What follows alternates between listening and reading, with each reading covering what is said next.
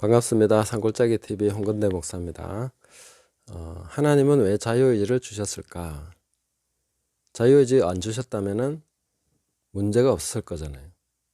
선악과를 따먹지도 않았을 거고, 이 세상에 있는 수많은 문제들 원천적으로 생기지 않도록 할 수 있었는데, 하나님은 왜 자유의지를 주셔가지고 이런 문제들을 생기도록 하셨을까?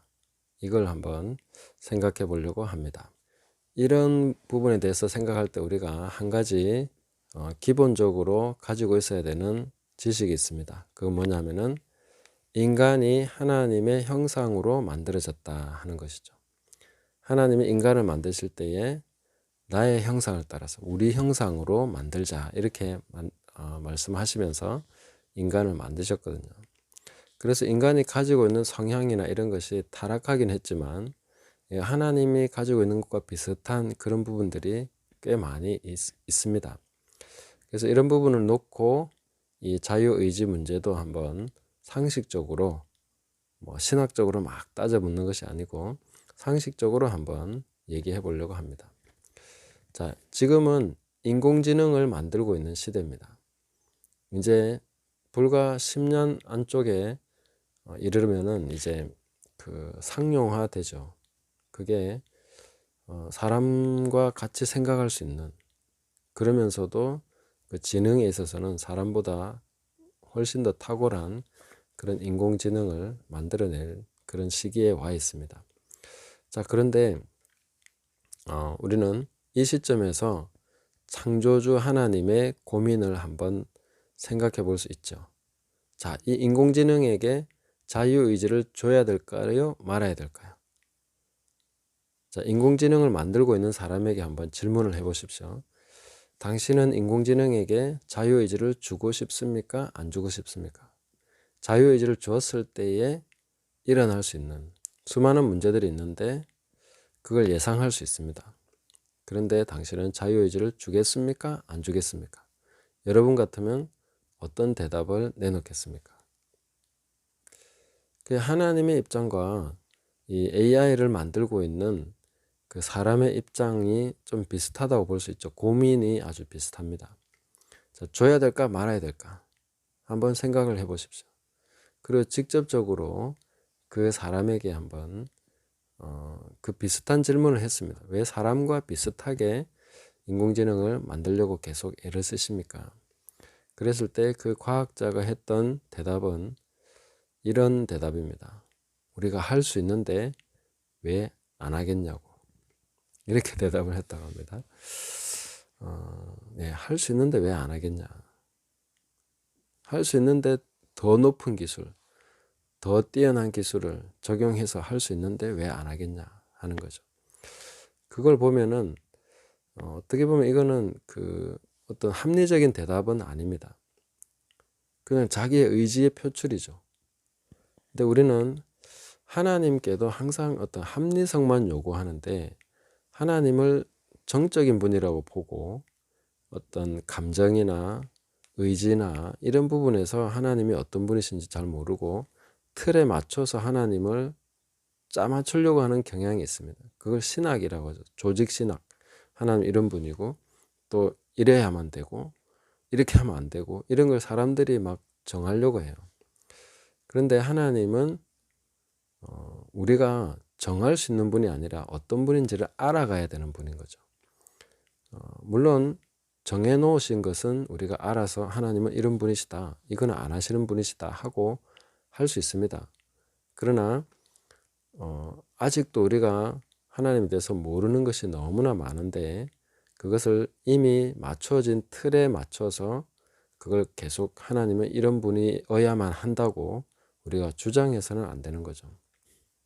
자유의지에 대해서도 저는 이렇게 생각합니다. 하나님은 왜 자유의지를 만드셨습니까? 라는 질문을 바꿔야 된다고 봅니다. 질문을 바꿔서 우리는 이렇게 하나님을 파악해야 됩니다. 하나님은 자유의지를 주시는 분이다 하는 거죠. 그의 최고의 피조물, 창조의 최고의 정점인 인간에게 하나님은 자유의지를 주는 분이시다 하는 거죠. 자, 그리고 인간의 입장에서 한번 생각해 보십시오. 이 말을 듣는, 제 얘기를 듣는 여러분은 자유의지를 가지는 게 좋습니까? 안 가지는 게 좋습니까? 가지고 싶습니까? 안 가지고 싶습니까? 한번 스스로에게 질문을 해 보십시오. 나에게 자유의지가 없으면 좋겠나? 아니면 위험하고 힘든 그런 결정들을 계속 해야 되지만 자유의지는 있어야 되겠다라고 생각하십니까? 저는 아무리 문제가 커도 자유의지는 저한테 있어야 된다고 보는 입장입니다. 그리고 하나님은 자유의지를 주시는 분이라는 거죠. 그래서 우리가 이것은 사실 왜 자유의지를 주셨습니까? 라는 질문은 그렇게 맞는 질문이 아닙니다. 질문 자체가 그렇게 합당하지 않다는 거죠. 된장찌개를 좋아하는 분에게 왜 당신은 된장찌개를 좋아합니까? 왜 김치찌개를 좋아하면 안 됩니까? 이런 식으로 질문하는 자체가 틀린 거죠. 왜냐면 그 사람의 성향이거든요. 나는 된장이 좋아. 왜 그런지 모르겠어. 그렇지만 그렇게 된장을 좋아하는 사람이 나야 하고 파악하는 거죠. 네. 하나님도 마찬가지입니다. 왜 하나님 자유의지를 주셨습니까? 이런 식으로 질문해야 될 것이 아니라 하나님은 자유의지를 주시는 분이시구나. 그러면 우리는 앞으로 이렇게 알아갈 수 있는 거죠. 하나님은 앞으로 행하시는 모든 일에서 자유의지를 주는 방향으로 행하시겠구나. 이렇게 알 수 있는 것이죠. 네, 우리가 이렇게 하나님을 알아가는 것도 굉장히 중요한 신학의 한 방향이 되어야 된다고 봅니다. 하나님은 자유의지를 주심으로써 일하시는 분이시고 그 최고의 피조물인 인간에게는 특별히 자유의지를 주셔서 그 모든 다른 여러 가지 문제점에도 불구하고 이것을 줘야 된다고 판단하신 분이 하나님이시다 하는 거죠. 이걸 우리가 먼저 인식을 하고 넘어가야 됩니다. 그러면 이제 앞으로 일어나는 많은 일들에 있어서 하나님이 하시는 일과 하나님이 아닌 것을 구분할 수 있게 되는 것입니다. 이게 바로 영분별이라고 하는 것이죠. 하나님이 이런 분이라는 것을 알아야 분별이 됩니다. 이 질문만 계속 하고 있으면 분별이 안 되겠죠. 왜 자유의지를 주셔가지고 막 이런 식으로 나가면은 분별이 없어집니다. 그런데 하나님은 자유의지를 주시는 분이시다 하고 깨닫고 나서 그걸 적용해 나가면 분별이 생깁니다. 하나님은 자유의지를 주시는 분이신데 자유의지를 안 주는 것은 하나님이 아니구나. 이렇게 되는 거죠. 그래서 우리가 마귀의 미혹을 받거나 하나님이 아닌 다른 것에 끌림을 받을 때는 계속 자유의지를 강제당하는, 제한당하는 식으로 끌려갑니다. 그러나 하나님의 성령으로 인도하심을 받아서 그렇게 가면은 성령의 억압이라고 생각하기 쉬운데 절대로 억압이 아니라 자유롭게 계속해서 자유를 누리면서 가도록 인도하십니다.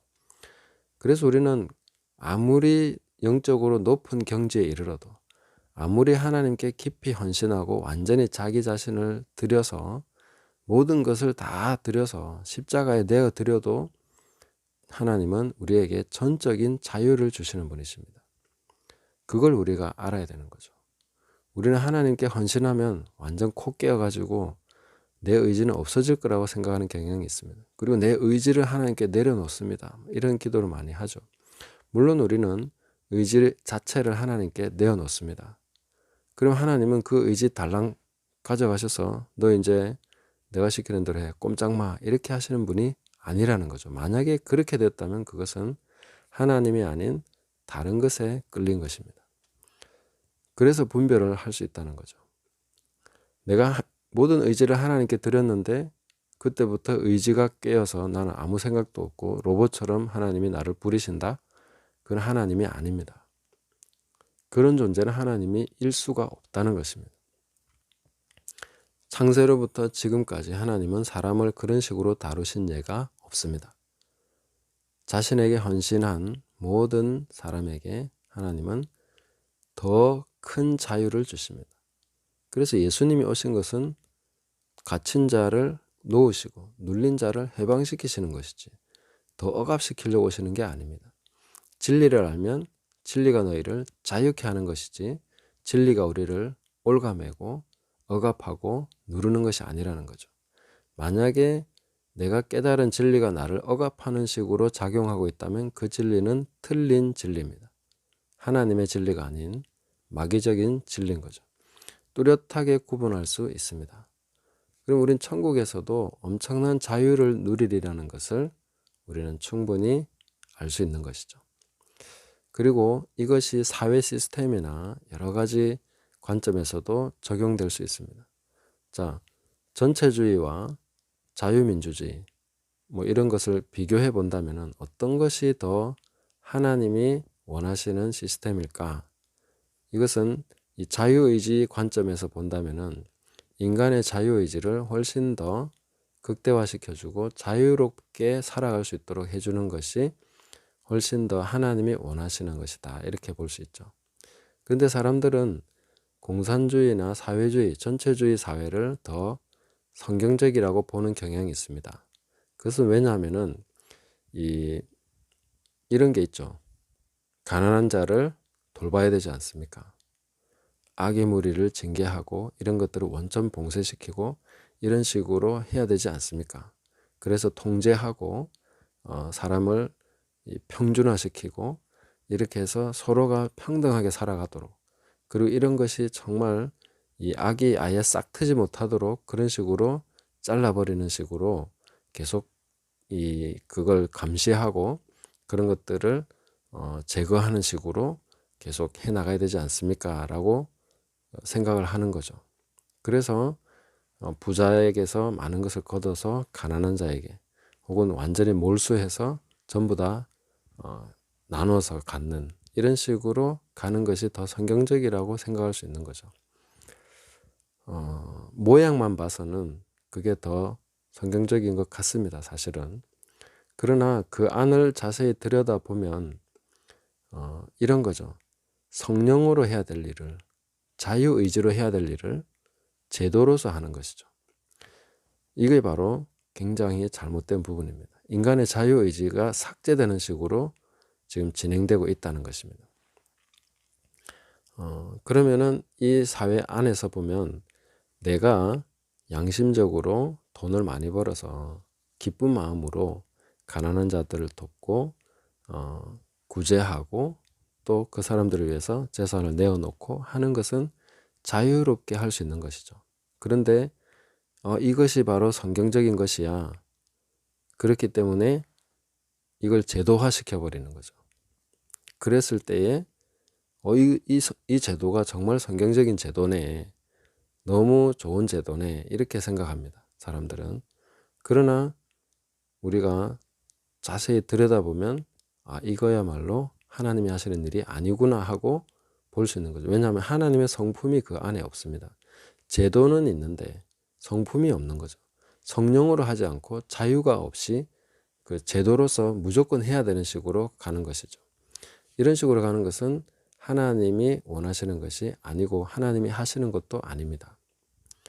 그러면 자본주의나 자유민주주의나 보면 거기도 부조리도 있고 불평등이 있고 굉장히 그 많은 그 잘못된 요소들이 있죠. 그러나 그 안에서는 사람들이 자유를 가지고 뭔가를 하게 된다는 것이죠. 물론 불평등과 이런 것들을 극복하기 위해서 많은 애를 쓰고 제도적인 보완 장치를 마련하고 이런 것도 필요합니다만은 그러나 기본적으로 자유를 억압해서는 안 된다는 거죠. 그 안에서는 어떤 사람은 독점을 해서 부를 축적하고 가난한 자를 억압하고 이런 일들이 생깁니다.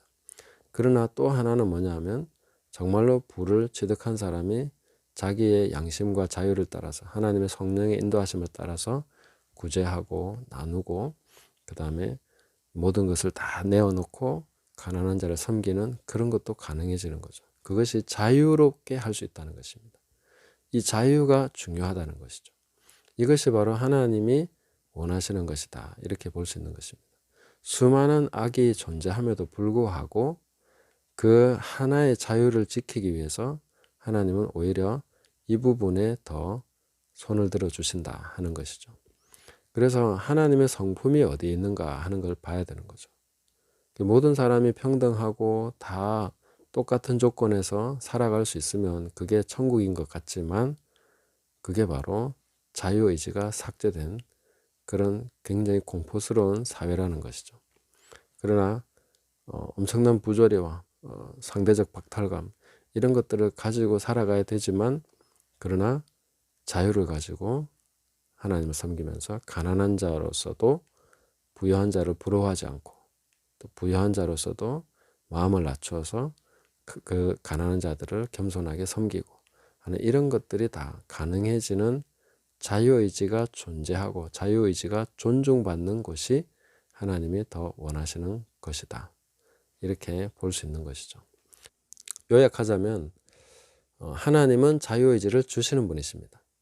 그리고 자유의지를 주어서 그것을 잘 활용하도록 계속해서 살아가도록 도와주시는 분도 하나님이시다. 그래서 자유의지는 재앙이 아니라 축복입니다.